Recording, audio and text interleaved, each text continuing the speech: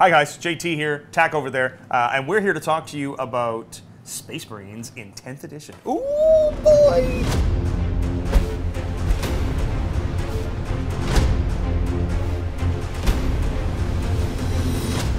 I'm excited too. Tack is overwhelmed with excitement. Look at him. Space Marines are the protagonist. They are the quote-unquote good guys. Debatable. What would you tell a brand new person playing the game about Space Marines? It is such a big range. So if there's a particular playstyle that you want to try, you can do it with Space Marines. You can really have a force that just stands and shoots your opponent to pieces, or runs mechanical tanks all over you, or charges up and smacks you with their chainswords. Because let's face it, is there anything cooler than a chainsaw sword? Like, that's kind of awesome. I'm really excited to see how these guys play in 10th. Reading the rules, they are super flexible. Their flexibility is paramount, and it's arguably the best in the game. Not only are Space Marines flexible in terms of just the sheer volume of data sheets and playstyles, And the amount of shooting and fighting they can do. but with their doctrines now, they continue to retain this very flexible playstyle. And because you call those doctrines in the command phase, not at the beginning of a battle round, you can kind of see what your opponent's doing and then call the right doctrine to use. Yeah, and you couple that with Oath of Moment, which you pick a target in your command phase, and your entire army rerolls hits and wounds against that. And then you now have Devastator Doctrine, which is advance and shoot as normal. Tactical Doctrine, which is Tactical Doctrine is fallback and still shoot and charge. Yes. And then Assault Doctrine that's advance and charge, right? Yeah. You can do what you need to when you need to do it. In the order that you need to. So for Yes. instance, if you're playing against an opponent that is closing in on you and you want to bring the fight to them, you can choose immediately to go into Assault Doctrine, advance, charge, get in there, and then once you're stuck in with them, the next turn you get to call Tactical Doctrine, fall back, still shoot them, and then charge back in. Yeah, there's no, I start in Devastator and then I go to Tactical and then I go to Assault. Now it's, you start in no doctrine and then choose your doctrine at the start of the turn. I think that there's some really cool combinations that exist between attaching key leaders to key units. I think that's one of my favorite things. There's some really cool stratagems too. We talk about doctrines. There's actually a stratagem that allows you to put a unit into a doctrine that it is inactive even if it's already been called. So if somebody ties up, say somebody ties up your Dreadnought that you don't want to be in combat, you can flip it to Tactical Doctrine and now it gets to back up and shoot and charge if it wants to, whereas the rest of your army doesn't have to do that. It can all be in Assault Doctrine and it's in Tactical. And access to that strategy is really important because these doctrines are once per battle. Yes. So you can't call Tactical twice, you can't do Devastator twice, but that stratagem allows you to do so. Exactly. So if somebody gets real close to you turn one, you think, oh, I might actually be able to advance and charge my Terminators in. So you can throw them into the Assault Doctrine and they can go do that. Now speaking of Terminators. Oh, Terminators. They're in the Leviathan box that we've had the privilege of working with. Yes. And I think they're one of the standout units. And the reason why I think they're one of the standout units is because they don't take negative modifiers to hit. Yeah. Terminators are as tough and as veteran and as powerful as you'd think they should be. And it's fantastic. And speaking about kind of stacking rules, do you know what they do with Oath of Moment? Oh, yes. They get an additional +1 to hit if it's against an Oath of Moment target. I wish. So I wish I had such coolness. So their Assault Cannon, which is 6 shots, Yep. now is in Strength 6 with Devastating Wounds. It goes from hitting on 4s back to hitting on 3s. And then Oath of Moment. Oath of Moment re-rolling everything. Exactly, So right. you almost guaranteed 6 hits. And because you're re-rolling wounds as well, you could theoretically try to fish for those mortal wounds. Yeah. That's entirely a possibility. I think I really like that aspect of the game, that they have taken away some of the overwhelming oomph, but they've given it to, it's still powerful, but it's not powerful in ways that you wouldn't think it should be. Stuff that is not necessarily abusable, at least not yet. I'm sure the internet will break it. Well, But it's, I mean, fishing for 6s on one side, they are 6s. They're pretty hard That's to very get true, to, yeah. right? And on the other side, you're feeling like, yes, you're getting a lot of shots coming your way, and it could feel very oppressive, but your 2-up and your 3-up saves are going to come into play a lot more now because of the lack of AP. yeah, a lot of weapons have gotten down in AP, and Space Marines were no exception. They got hit with that as well, so that has changed a lot. Outside of your plasma still, or the new plasma is still AP4, Yeah. which is pretty nuts. And your las cannons are still AP3. Yes, but the strength on those isn't necessarily high enough to damage some of your really big vehicles. It's not No. strength 14 or 16 or even 12. It's las cannons are a higher strength now than plasma. Well, most las cannons on a large chassis like a tank are actually strength 12. Yeah, which is it kind of makes sense. I mean, it's a las cannon. It was supposed to be the biggest and toughest. The standout unit, I think, in this codex is probably, for me, Marnius Calgar. Really, really keen on Marnius Calgar. Yes. I think, I mean, yeah, okay, Guilliman, whatever. Son of the Emperor, blah, blah, blah. Whatever. He's pretty cool, but I've always had a soft spot for Marnius Calgar. I always loved his lore. I loved his idea. And the fact that Calgar now is effectively what we used to call Adept of the Codex.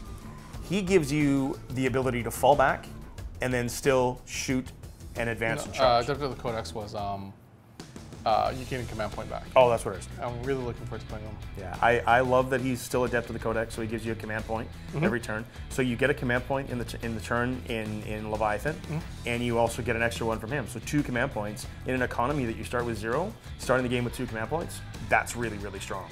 So that's a big one for me. And the fact that the unit he attaches to, he gives them the ability to fall back and shoot and charge and advance and Now, charge. one of the big things about that is he makes that one unit feel very Ultramarines. It does, absolutely. And we're seeing that across the board with a lot of the chapter masters, that they all kind of retained those aspects of playing those armies back in a previous edition, and now apply those to the unit that they're attached to. They do. Like K-Van Shrike, for example, if he's attached to a unit, he gives them stealth, so you can't actually target, or not stealth, but he gives them... A very special kind of stealth. Yeah, you can't shoot them if you're outside 12. So suddenly Vanguard vets that are outside 12 inches are suddenly really dangerous. Yes. But then you put them into Assault Doctrine, and now they can advance and charge. They're on Right, you, right. right? And you couldn't shoot them on your turn, but here they come. I think that's a really neat kind of mechanic. And then, you know, Dorn makes his unit, oh, not Dorn, oh, I wish, only Dorn. Darneth Lysander makes the unit that he's attached to harder to wound. Adrex Agatone does his buffs too. Like, everybody gives something that feels very chapter specific. And I quite like that. Steve's going to look forward to Pedro. I think so. Pedro's rule feels very Crimson Fisty. It is. He makes it easier to hit and wound stuff that you're outnumbered by, and then that's kind of cool. Some tanks are designed specifically for anti-infantry, and some were designed to be anti-tank. So one of the standouts that I've seen in the new index cards or data cards is the Gladiator Reaper. So it was one of my favorite tanks back in the old edition, meant to go out and destroy things off of objectives, but not be hurt in the reprisal. This is very true. Its gun is what, 12 shots? 12 shots twin link now. Twin link, so 12 shots, re-rolling fail wounds, which means that's going to rip infantry to pieces. And we've started to see that a lot with a lot of the Gatling profiles. Gone to devastating wounds, but no AP. It's interesting. A lot of the APs have dropped across the board in all armies, not just in Space Marines, which suddenly makes that 3-up armor a little bit more valuable. I'm actually excited for a couple of things. The Firestrike servo turrets are actually able to fire Overwatch on 4s, which is really kind of cool, and they're in units of 2. So you could have 2 Firestrike servo turrets, which you didn't see a lot of because they were kind of like, well, why would I need these guns?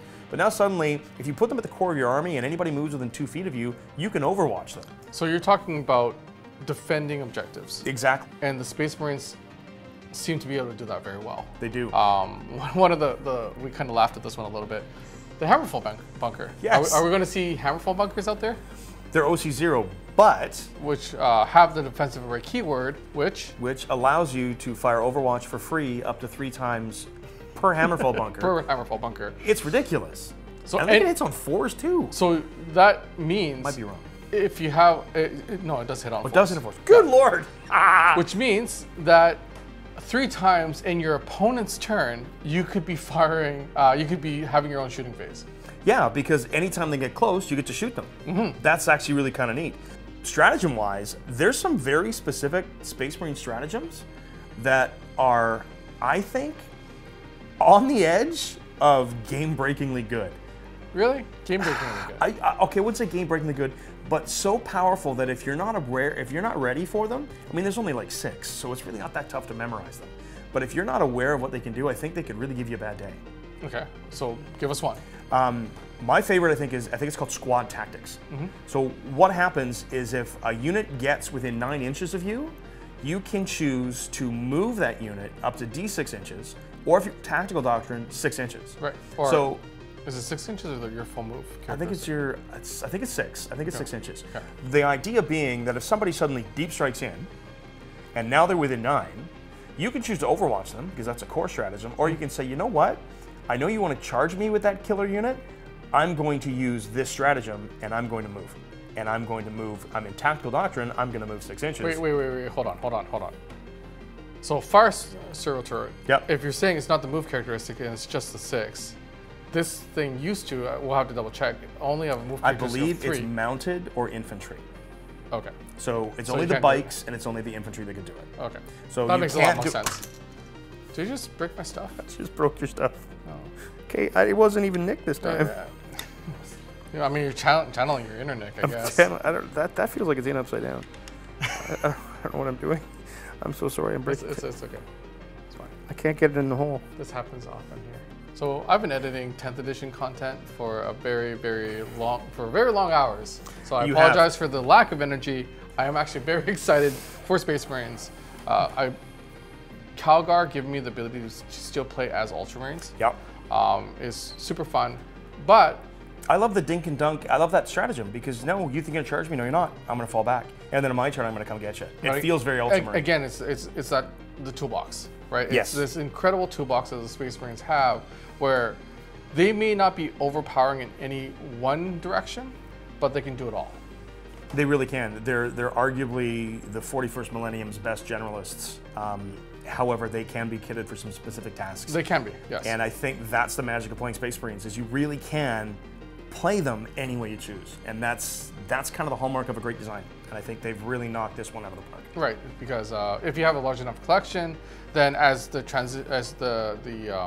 editions transition or kind of the meta transitions, you can kind of go, okay, I'm putting this on the shelf, but I've got another piece that can slot in. Yeah, and even by attaching different units, like suddenly, okay, if my captain's attached, I get this ability. If my librarian's attached, I get this ability. That alone can completely change how your force plays. This is a general statement about the new edition versus just Space Marines, but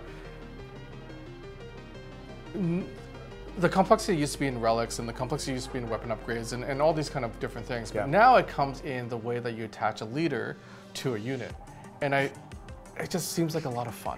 It does, right? And so far, our games have been a blast. We've had a riot with the games we played so far in studio, and I think that I think it's a winner. I think I'm actually excited to play against your Space Marines, and normally I don't like playing against Space Marines, but I'm excited to play against your Space Marines. Then I think we should try that. 40K and 40M? Me versus you? We haven't done that in a real long time, have we? Yeah, we haven't. So I guess you're issuing a challenge? I'm throwing down the Gauntlet of Ultramar, sir. Wait, but I'm playing. I'm so confused. I don't know. I got the Hand of Dorn somewhere too. Do you? Are you going to play Space Marines? I don't want to have to paint that much yellow. Oh. Did you know that we have a play on orange now? You heard it here, folks. Attack and JT, Space Marine battle. Codex versus Codex. It could happen. It could happen. And then the Tau nuke is from orbit. Because Tau. Because Tau. I was not kidding about the play on orange, by the way. We are actually getting our own orange formulated, and that's so cool. So that's so cool. So overall, thumbs up, thumbs down. I'm a thumbs up for me. It's all big, thumbs up.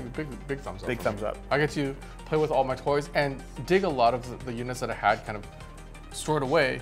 I can bring all of those back out because all of them do something fun, do something different, do something unique, and I am looking very much forward to testing it all out.